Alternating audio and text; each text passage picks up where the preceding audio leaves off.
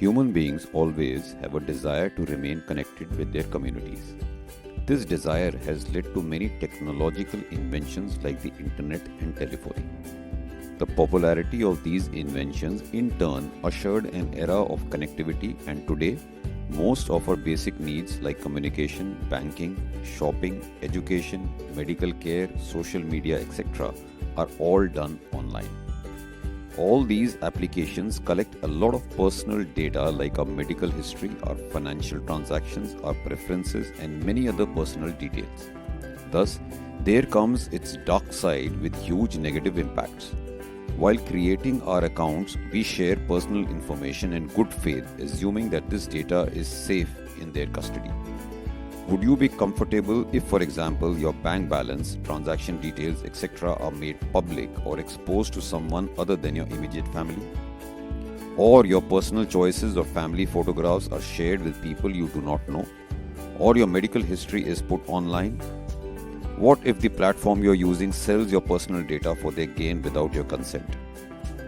This is where privacy laws arise. Cambridge Analytica Limited, a British political consulting firm, was established in 2013 as a subsidiary of a private intelligence company by long-time SCL executives. In March 2018, multiple media outlets reported that the company had obtained and used personal information of Facebook users from an external researcher who stated that he was gathering information for academic purposes. Facebook debarred Cambridge Analytica from advertising on its platform, stating that it had been deceived.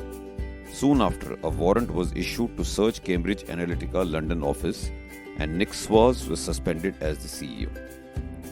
The personal data of almost 87 million Facebook users was acquired via 270,000 Facebook users who had used a Facebook app called This Is Your Digital Life.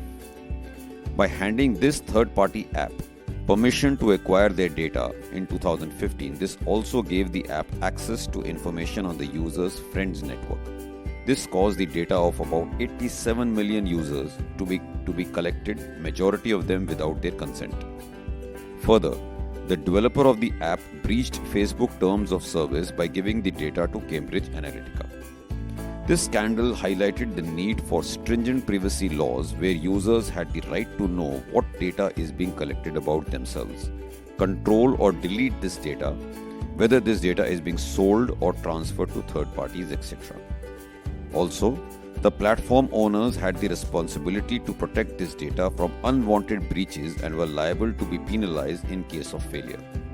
Facebook not only ended up paying penalties worth millions of dollars, it also lost credibility and trust among its user base. Each country has its own rules related to privacy. The European Union General Data Protection Regulations (GDPR) is a set of rules that define how companies must process the personal data of data subjects. In the year 1995, the European Union passed the European Data Protective Directive, creating minimum data privacy and security standards on which each member state based its own implementation law. It was at this time that the internet was morphing as data collector. In the year 2000, a wide number of financial institutions offered online banking, and soon in the year 2006, Facebook opened to the public.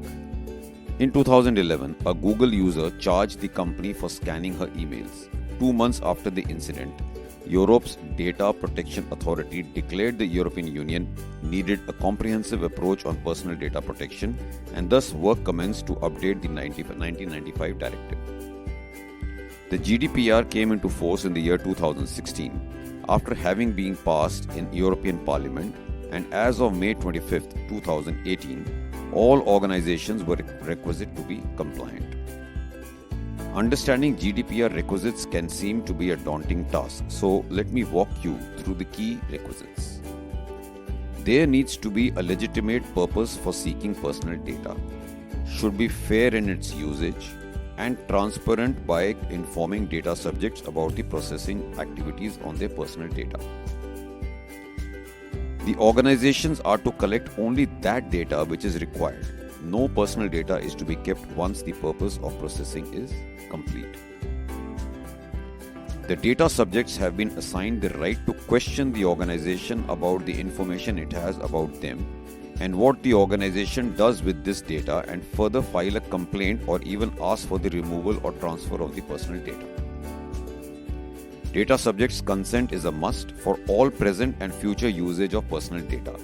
The data subject can withdraw his or her consent at any moment. In case of the processing of data of minor children, GDPR requires explicit consent of the parents or the guardians. The organization is to always maintain a personal data breach register, and based on severity, the regulator and data subject should be informed within 72 hours of identifying the breach. Organizations are to incorporate organizational and technical mechanisms, that is, privacy and protection aspects should be ensured by default in any system being developed. The data protection impact assessment is a practice that needs to be carried out when a noteworthy change is introduced in the processing of personal data. The controller of personal information has the accountability even if processing is being done by a third party. For noteworthy processing of personal data in an organization, it needs to hire a data protection officer who will comply with European Union GDPR. Organizations need to generate awareness on GDPR and conduct regular trainings to ensure the staff is well aware of their responsibilities. In a milestone judgment delivered in August 2017 by Justice K.S. Puttaswamy of Supreme Court of India, informational privacy is now recognized as a facet of right to privacy. This was the very first time that the Supreme Court expressed recognition of the right of individuals over their personal data. India is not a part of any agreement equivalent to GDPR. Nevertheless, close enough, India has adopted some international declarations and conventions such as the Universal Declaration of Human Rights and the International Covenant on Civil and Political Rights. These recognize the right to privacy. Further, Indian legislature has made amends in the Information Technology Act of 2000 to include sections 43A and 72A. It gives the right to compensation for improper disclosure of personal information, which have some similarities with the provisions of GDPR. Aadhaar Act has further made structured organizations responsible to keep customer personal information private and use it for prescribed purposes or only in the manner agreed with the customer. A new law, Personal Data Protection Bill 2019, that is the PDP bill, has been planned to be introduced soon. This will be India's first law on the protection of personal data. A joint parliamentary committee is as of now considering the PDP bill, and a revised draft of the PDP bill was expected to be issued in 2020, but it is yet to happen. As of now, there is no information about that implementation timeline. The importance of protecting the privacy of users of any platform across different countries of the world can never be overemphasized. The COVID-19 pandemic further changed the ways of working across different industries, and now the dependence on the internet and the connected world is only going to increase, which implies more users and more applications. The need is therefore to have stringent rules and regulations protecting the users and imposing strict penalties on defaulting agencies. Thank you.